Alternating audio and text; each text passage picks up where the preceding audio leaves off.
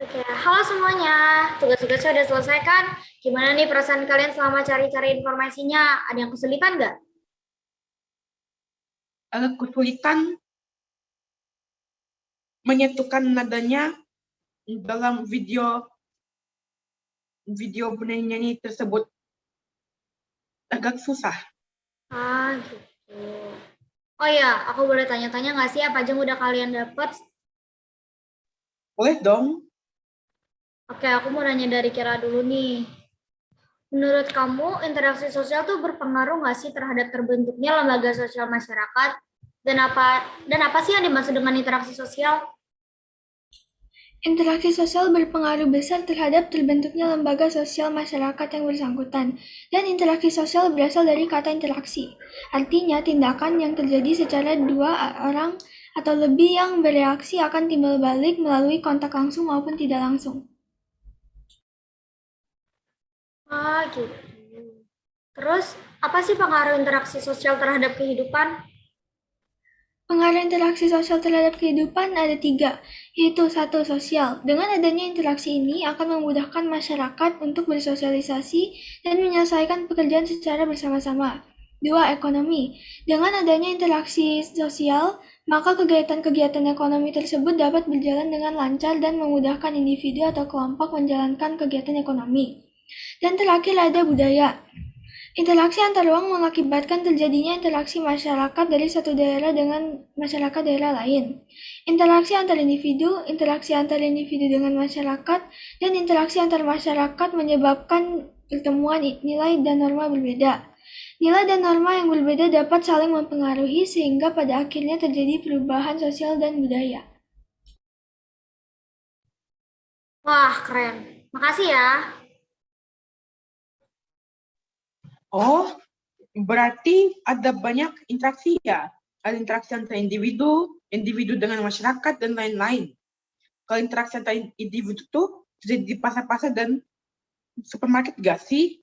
Dan kalau individu dengan masyarakat tuh kayak guru mengajar muridnya kan?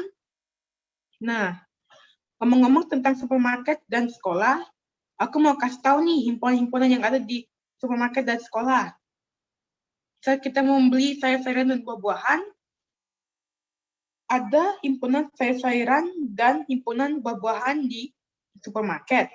Selain itu, ada himpunan daging-dagingan, himpunan bumbuan, dan lain-lain. Di sekolah, ada himpunan siswa-siswi yang mengikuti pelajaran tatap muka. Dan ada himpunan siswa-siswi yang mengikuti pelajaran jarak jauh. Ah, gitu. Ngomong-ngomong tentang sayuran-sayuran dan buah-buahan, sayuran-sayuran dan buah-buahan kan sehat ya buat kesehatan tubuh kita, buat organ-organ dan yang lain-lain yang ada di tubuh kita. Mungkin salah satunya sel. Jelasin dong apa itu sel, terus komponen-komponennya, terus tentang sel lainnya. Sel adalah unit terkecil kehidupan. Makhluk hidup hanya tersusun dari satu sel. Disebut organisme unit seluruh. Contohnya amoeba dan paramecium. Makhluk hidup yang tersusun dari banyak sel disebut dengan multisel. Contohnya cacing tanah, kucing, belalang, manusia, dan tumbuh-tumbuhan. Bagian-bagian: dinding sel, membran sel, sitoplasma. Dinding sel hanya terdapat pada tumbuhan, sedangkan pada hewan tidak ada. Membran sel terdapat pada tumbuhan maupun hewan. Sitoplasma terdapat pada tumbuhan dan hewan. Dan ada inti sel atau nukleus yang berfungsi untuk mengontrol semua kegiatan sel.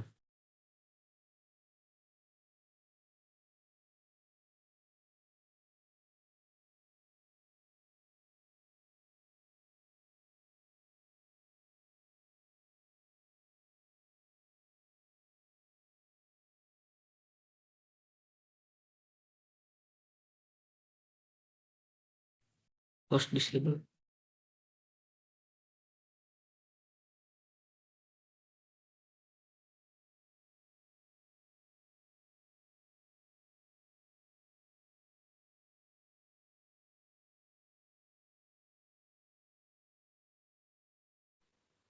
dinding sel, selaput plasma, nuklur, rel, ribosomum, sitoplasma, badan Golgi, mitokondria, vakuum, close.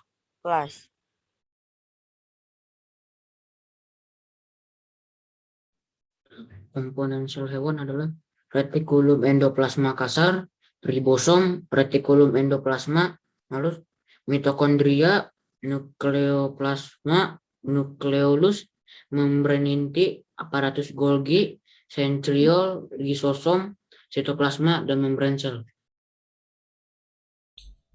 Wah, kalian keren-keren ya bisa cari-cari informasi sedetail itu. Aku jadi penasaran, gimana sih kualitas pendidikan di Indonesia sampai ada anak-anak yang pintar? Wah, kualitas pendidikan di Indonesia malah memprihatinkan loh.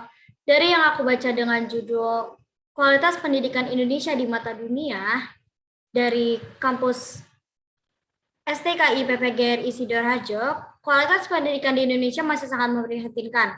Berdasarkan tulisan ULU Albab 2005 mencerminkan studi kemampuan untuk tingkatan SD yang dilaksanakan oleh International Education Achievement menunjukkan siswa SD di Indonesia berada pada tingkatan ke-38 dari 39 negara. Untuk tingkatan SLTP, studi kemampuan matematika siswa SLTP di Indonesia berada di tingkatan ke-39 dari 42 negara.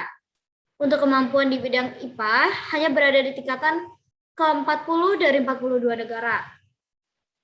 Pemerintah memiliki kewajiban untuk mengusahakan terwujudnya layanan pendidikan yang bermutu, baik itu berkaitan standar isi pendidikan, kompetisi kelulusan, pendidik dan tenaga kependidikan, perdana pendidikan, maupun standar penilaian pendidikan. Emang sih untuk mewujudkan layanan pendidikan yang memenuhi standar emang nggak mudah. Banyak standar yang harus terpenuhi. Misalnya standar sarana dan prasarana, pendidikan dan pendidik, dan tenaga pendidikan yang belum terpenuhi. Wah, walaupun kualitas pendidikan di Indonesia masih memprihatinkan, pasti anak-anak bangsa punya talenta dan cita-cita yang mereka ingin capai. Kebanyakan anak-anak bangsa punya kemampuan bernyanyi. Nah, aku mau jelasin nih dasar-dasar bernyanyi dengan dua suara atau secara berkelompok. Bernyanyi dengan dua suara atau secara berkelompok itu pengertian dari bernyanyi vokal group. Ini biasanya dinyanyikan oleh 3 sampai 12 orang. Nah, kalau untuk cita-cita, ada banyak lagu yang memotivasi kita untuk bekerja agar kita mencapai cita-cita yang kita inginkan. Contoh lagunya adalah Ibu Kita Kartini yang lagunya seperti ini.